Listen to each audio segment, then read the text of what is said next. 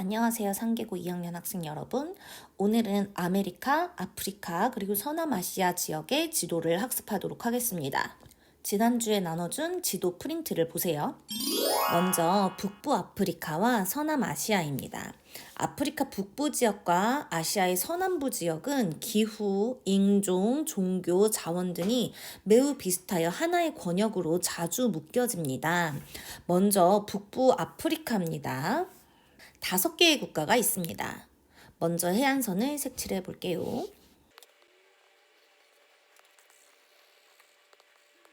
아프리카의 위쪽은 지난 시간에 배웠던 지중해입니다. 그래서 북부 아프리카라고 하면 지중해 연안에 있는 아프리카 국가들이에요. 5개의 국가가 있습니다. 제일 왼쪽부터 살펴보면 모로코라는 나라가 있고 A는 알제리입니다. 알제리 옆에 작은 튀니지라는 국가가 있고요. 그리고 B는 리비아입니다. 그리고 제일 오른쪽 C는 이집트입니다. 서남아시아로 가보겠습니다. 역시 먼저 바다를 색칠해 줄게요.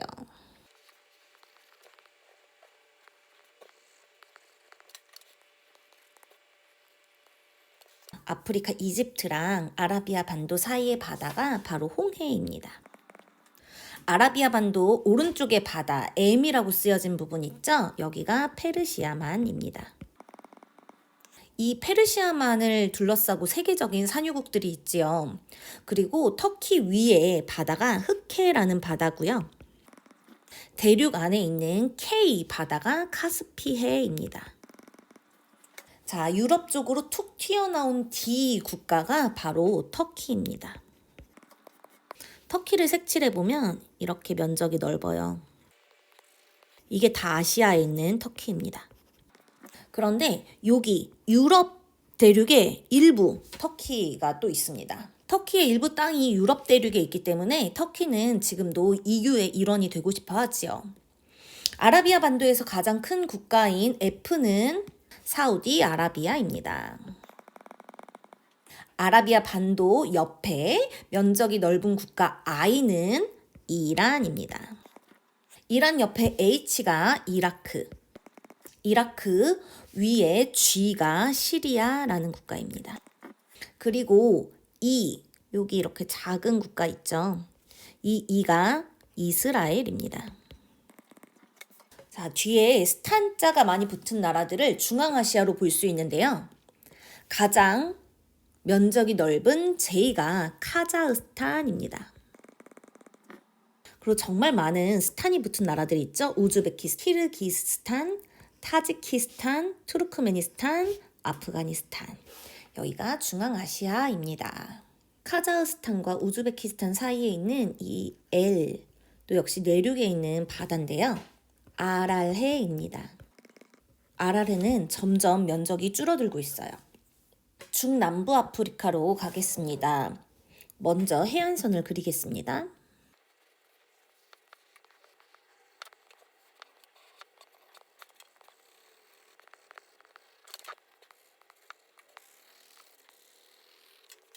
아프리카 대륙은 마치 이마에 뿔이 달리고 뒤통수가 툭 튀어나온 외계인의 옆모습 같습니다. 뿔은 소말리아고요. 여기 이렇게 뿔이 튀어나온 데가 소말리아고요. 눈은 여기 보면 빅토리아호라고 굉장히 큰 호수가 있습니다. 눈은 빅토리아 호수. 그리고 침을 퇴 뱉은 것 같은 섬 H가 마다가스카르입니다. 뒤통수 아래의 바다가 기니만이고요. 아프리카 대륙의 왼쪽이 대서양입니다. 아래부터 보겠습니다. 제일 아래에 G라고 써있는 부분이 남아프리카 공화국입니다. 그리고 남아프리카 공화국 위로 나미비아나 보츠와나, 짐바브웨, 잠비아, 앙골라, 모잠비크 같은 국가들이 있고요. F를 보면 이 F가 탄자니아입니다. 빅토리아호가 이 탄자니아에 있지. 케냐랑 탄자니아 사이에 있습니다. 이 지역은요. 야생동물의 천국이라고 불릴 수 있는 곳인데요. 그래서 이를 활용한 관광산업이 활발하지요. 정중앙의 E가 콩고 민주공화국. 그리고 아프리카 머리에 뿔 있는 소말리아 밑에 또 약간의 뿔 모양의 나라가 있는데요. 이 B는 에티오피아입니다. 에티오피아는 질 좋은 커피로도 유명하고 킬리만자로 산이 있는 해발 고도가 매우 높은 지역이지요. 여기서 발원한 나일강이 A 수단을 거쳐 이 위에 이집트로 흘러갑니다. 자, 이제 뒤통수를 보지요. 기니만 연안에서 가장 중요한 나라는 D 나이지리아입니다. 그리고 C는 코트디부아르입니다. 그 외에 가나, 토고, 라이베리아, 시에라리온, 세네갈, 감비아, 기니 같은 나라들이 요 기니만 연안에 있습니다. 아프리카의 국경선을 보면 자로 그은 듯이 이렇게 직선으로 나타나는 지역들이 많이 보입니다. 이 지역에 민족이나 종교나 문화와는 상관없이 유럽 열강들이 국경을 나눠 가져서 발생한 마음 아픈 국경선입니다. 아메리카로 가겠습니다. 먼저 북아메리카의 해안선을 그려보겠습니다.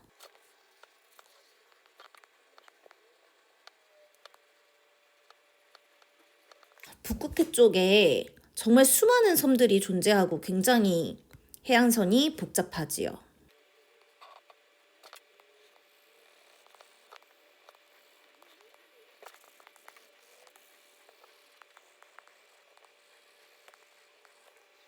아메리카의 위쪽 바다 D는 북극해입니다.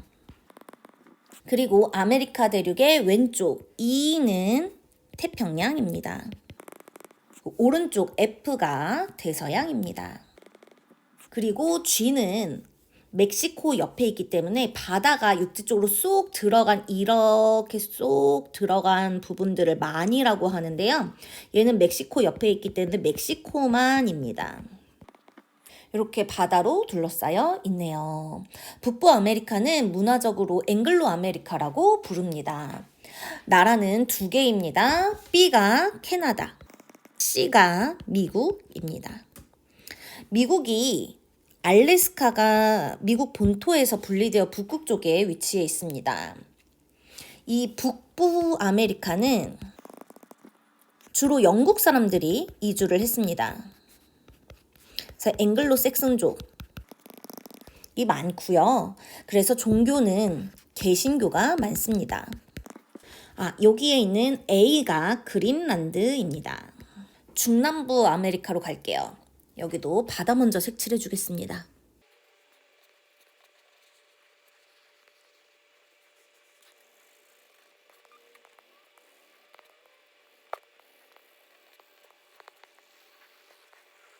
네, 해안선을 그리다 보면 아까 캐나다 부근의 북극해 연안에도 굉장히 해안선이 복잡했었는데요. 요 남쪽 끝에 남극이랑 가까워지는 곳도 해안선이 굉장히 복잡하죠. 노르웨이 옆에도 해안선은 굉장히 복잡했었습니다. 극지방으로 갈수록 이렇게 해안선이 복잡한 이유는 빙하가 있었던 곳에 깊게 계곡들이 많이 파였기 때문에 해안선이 복잡하게 나타나요. 나중에 배우게 될 겁니다. 자, 중남부 아메리카 보겠습니다. 미국 바로 아래의 나라 I는 멕시코입니다. 멕시코 옆에 바다가 멕시코만이고요. 멕시코 밑으로 과테말라, 엘살바도르, 코스타리카, 파나마와 같은 나라들이 있습니다. 파나마를 한번 볼까요? 이 파나마는 육지이긴 한데 아주 얇아요. 여기가 바다면 우리나라에서 이런 대서양 연안의 뉴욕으로 갈 때 원래는 이렇게 돌아가야 되거든요. 근데 이렇게 땅이 얇은 부분에 땅을 파서 배가 지나다니도록 만든다면 이렇게 지나갈 수 있죠.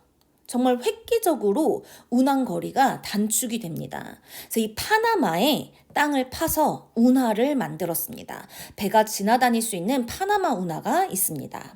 파나마 오른쪽으로 카리브해에 많은 섬나라들도 있지요. 자메이카, 쿠바, 아이티, 도미니카 공화국과 같은 나라들이 있습니다. 남아메리카로 갈게요. 대다수가 알파벳이네요.